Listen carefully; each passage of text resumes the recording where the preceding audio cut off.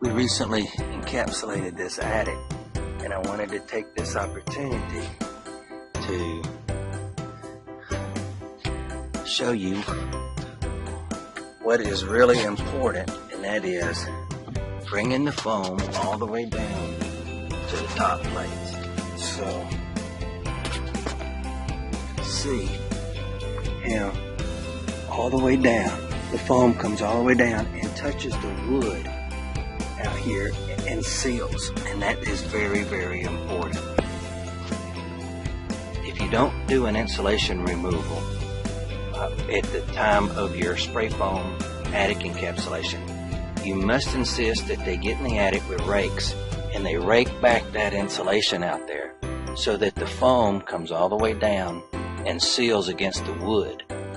Otherwise, the foam just comes down and seals against insulation, and that's no good.